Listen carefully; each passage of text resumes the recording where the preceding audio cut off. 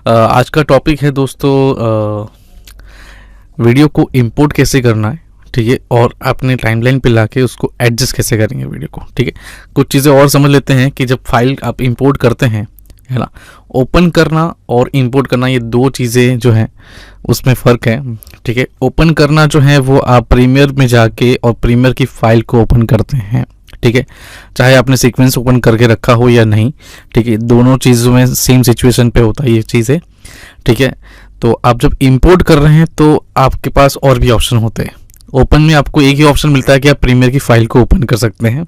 ठीक है, या फिर आप उसके सीक्वेंस को ओपन कर सकते हैं। ठीक है, दो चीज़ें हैं यहाँ पे। जो मैंने बताया आपको कि इंपोर्ट करना मतलब आप बहुत सारी फाइल्स को एक साथ ओपन कर सकते हैं, मतलब इंपोर्ट कर सकते हैं एक से ज़्यादा फाइल को। ठीक है, आप चाहे तो समझ लीजिए कि आपके पीसी के ड्राइव में है, या फिर आप कोई हार्ड डिस्क या फिर हार्ड ड्राइव अटैच करके भी उसमें से इंपोर्ट कर सकते हैं। ठीक है, कोई भी डिवाइसेस से आप इंपोर्ट कर सकते हैं। और दूसरी चीज़ें हैं कि आप एक से ज़्यादा फाइल इंपोर्ट कर सकते हैं। इवन आप प्रीमियर फाइल को भी इंपोर्ट कर सकते हैं, और आप आफ्टर इफेक्ट फाइल को भी अपने प्रीमियर प्रोजेक्ट के लिए इंपोर्ट कर सकते हैं। ठीक है, फोटोशॉप की फ़ाइल को इंपोर्ट कर सकते हैं।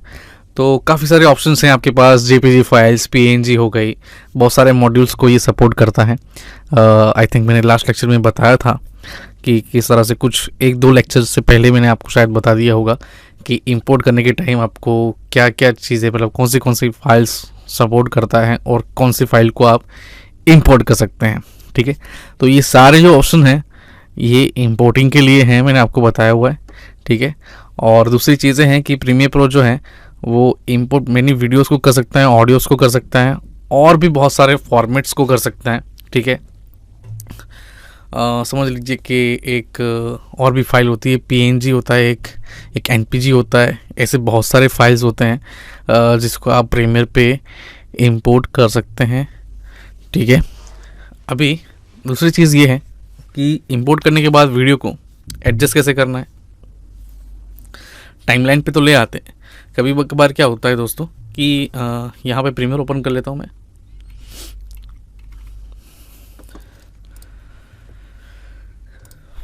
एक सीक्वेंस क्रिएट करते हैं।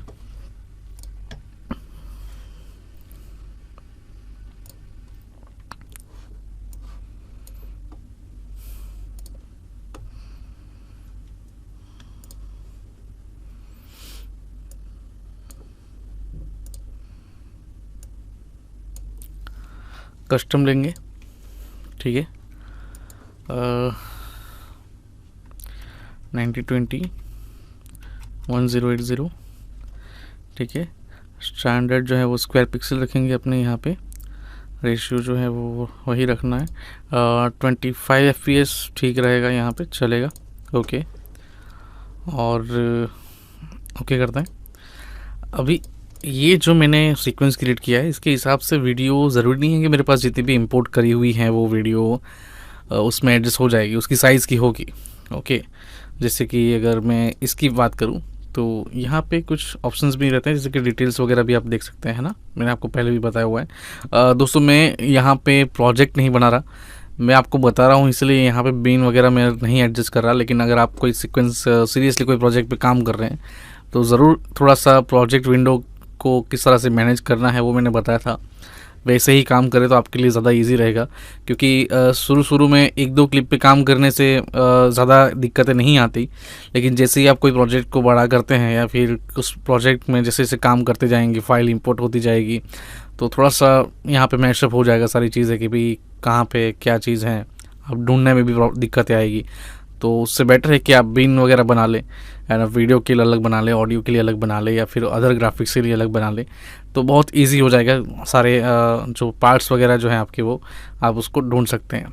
ठीक है, अभी यहाँ पे अगर आप बात करेंगे तो वीडियो साइज़ जो है ना, यहाँ पे डिफरेंसेस है। देखो जैसे मैंने यहाँ पे 9020 1080 लिया हुआ है, तो ये जो प्रोडक्शन है वो तो मेरा कंपोजिटिंग चल रहा है वो है, लेकिन यहाँ पे कुछ चीज़ें जो हैं उसकी साइजेस वगैरह चेंज हैं। ठीक है, तो यही पे बात कर रहा था कि चेंजेस, यहाँ पे क्लिक किया, ड्रैग किया, लेके आए, देखो यहाँ पे एक ऑप्शन आ गया है जैसे कि चेंज सीक्वेंस सेटिंग्स, ठीक है, मतलब आपकी जो सीक्वेंस हैं इसके इसके जो फाइल आपने जो इंपोर्ट करी है उसके हिसाब से एडजस्ट करना है या फिर जो आपने रखा हुआ है उसमें ही ठीक है। ठीक है, तो मैं यहाँ पे कीप रख दूँगा। देखिए अभी ये जो है कीप जैसे करेंगे तो उसके हिसाब से सेट हो गया पूरा सीक्वेंस। और अगर आप यहाँ पे मैं अगर अंडू कर दूँ, ठीक है, सॉरी, ये जो सीक्वेंस है यहाँ पे मैं इसको ड्रैग करके यहाँ पे ला के रखता हूँ। ओके, और चेंज सीक्वेंस सेटिंग करते हैं तो फिर क्या होता है कि जो मेरा सीक्वेंस है उसके हिसाब से ही वीडियो की साइज़ एक्चुअली दोनों की सेम है, इसलिए थोड़ा सा प्रॉब्लम हो रहा है। देखो अगर मैं कोई और वीडियो लेके आ जाता हूँ तो क्या होता है,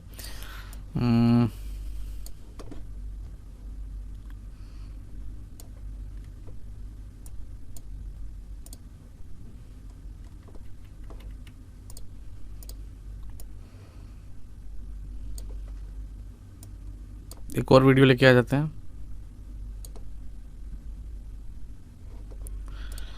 और एक और सी। अब जो है दोस्तों वो यहाँ पे ये वाली क्लिप जो उसके नीचे के बैकग्राउंड में दिखाई दे रही है, अभी इसको भी फ़िलहाल के लिए मैं हटा देता हूँ। और ये साउंड जो है उसकी ज़रूरत नहीं है। वैसे लिंक है तो लिंक जब भी वीडियो है तो उसको किस तरह से करना है मैंने आपको बताया हुआ है। क्या करना है दोस्तों, आपको यहाँ पे वीडियो पे क्लिक करना है और आप राइट क्लिक करेंगे और वहाँ पे जाएंगे तो आपको अनलिंक का ऑप्शन मिलेगा। थोड़ा सा जूम इन करना पड़ेगा, क्लिप बहुत छोटी है तो इससे क्या है कि वो एफएक्स लिखा हुआ जो है वहाँ पे सिलेक्ट हो रहा है। अब यहाँ पे आप क्लिक करेंगे तो यहाँ पे अनलिंक का ऑप्शन मिल जाएगा, आपको अनलिंक कर देना है। ये दोनों चीज़ें अलग हो गई, ठीक है। यहाँ पे मैं रिपल डिलीट कर देता हूँ राइट क्लिक करके, ये रिपल डिलीट हो गया, ये भी हो गया, ठीक है। दोनों को नीचे ले आते हैं। अब आप देख पा रहे होंगे कि जो नीचे वाली वीडियो की साइज़ है वो 90/20 है और ये साइज़ जो है वो थोड़ा सा छोटा है। अभी इसको हटा देंगे तो आपको पता चल जाएगा कि इसका साइज़ कितना छोटा है अपनी जो सीक्वेंस की साइज़ ली है उससे, ठीक है। तो यहाँ पे करना क्या है कि इसको मुझे एडजस्ट करना है, वीडियो को एडजस्ट करना है। कैसे करेंगे वीडियो को एडजस्ट, तो मुझे इसको स्केल करना पड़ेगा दोस्तों, राइट। मेरे जो वीडियो साइज़ है, मेरी स्क्रीन साइज़ जो है उसके हिसाब से मुझे उसको एडजस्ट करना होगा। एडजस्ट कैसे करेंगे दोस्तों, तो यहाँ पे आपको जाना है इफ़ेक्ट कंट्रोल पे, ठीक है, और यहाँ पे मोशन लिखा रहेगा, ठीक है। पहला ऑप्शन जो है वो मोशन है। मोशन में वैसे आपको बहुत सारी चीज़ें मिल जाएगी, जैसे पोजीशन हो गया, स्केल है, रोटेशन है, एंकर पॉइंट्स हैं, ठीक है, फ्लिकर पॉइंट है, फ्लिकर फिल्टर वगैरह भी है और ऑपेसिटी है। ये पूरा जो आपको ऑप्शन मिलते हैं, ये सारे ऑप्शन वो आपको मिल जाता है इफेक्ट कंट्रोल के अंदर, ठीक है। अभी फ़िलहाल के लिए मैं सारी चीज़ें के बारे में डिस्कस नहीं करूँगा, पहले हमको वीडियो एडजस्ट करना है। एडजस्ट मतलब क्या कि आपकी जो भी कोई साइज़ है उसके अंदर आपको एडजस्ट करना, ठीक है। अब ज़रूरी नहीं है कि इसकी जो ये साइज़ है उसको फिट टू फिट ही रखना है। आप चाहे तो थोड़ा सा क्रॉप भी कर सकते हैं, मतलब थोड़ा सा बाहर चला जाए, ज़रूरी नहीं है कि एग्जैक्ट टू एग्जैक्ट लेना है, लेकिन जैसा आप चाहे आपकी मर्ज़ी के हिसाब से। अभी आप यहाँ पे मोशन पे क्लिक करेंगे तो एक वीडियो जो आपकी क्लिप है उसके ऊपर आपको एक सिलेक्शन मिल जाएगा। उस सिलेक्शन के हिसाब से आप यहाँ पे स्केल कर सकते हैं वीडियो को, ठीक है। यहाँ पे आप देखेंगे तो एक सेंटर पॉइंट मिलेगा आपको। यहाँ पे आप जाएंगे तो आपको स्केल करने का ऑप्शन मिलेगा, यहाँ से भी आप उसको स्ट्रेच कर सकते हैं, ठीक है। अभी दो चीज़ें हैं, अगर मैं यहाँ पे स्ट्रेच करने जाऊँगा आप देख पाएंगे कि जो मेरा वीडियो है उसका स्केल जो है वो यूनिफॉर्मली बड़ा हो रहा है, मतलब यूनिफॉर्मली मतलब हॉरिजेंटल भी वो स्केल कर रहा है और वर्टिकल भी, स्ट्रेच नहीं हो रहा है वीडियो, ठीक है। और ये अच्छी चीज़ है। पहले जो पुराने वर्जन थे प्रीमियर के उसमें ये चीज़ नहीं थी। आप यहाँ से ड्रैग करेंगे तो स्ट्रेच होगा, आप यहाँ से करेंगे तो स्ट्रेच होगा। यहाँ पे जाके आपको ऑल्टर या शिफ्ट प्रेस करके रखना पड़ता है, तब जाके यूनिफॉर्मली आप उसको स्केल कर सकते थे। लेकिन अभी ऐसा नहीं है, क्योंकि वीडियो को स्ट्रेच नहीं किया जाता, हम उसको स्केल करेंगे।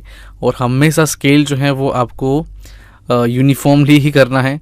उसकी हाइट और वेड्थ दोनों के एस्पेक्ट रेशियो के हिसाब से ही वो स्केल होना चाहिए, ठीक है। तो यहाँ पे जाएंगे और इसको ड्रैग करके आप अपने हिसाब से एडजस्ट कर देंगे जितना आप चाहें, ठीक है। थोड़ा सा वो मिस हो गया, क्लिक करना है वापस और यहाँ से आप इसको स्केल कर सकते हैं। ठीक है, जैसे मैंने आपको बताया कि आपकी स्क्रीन पे आ गया है, लेकिन आप चाहते हैं कि थोड़ा बहुत और क्रॉप हो जाए, तो दिखेगा उतना ही जितना आपका स्क्रीन का साइज़ रहेगा।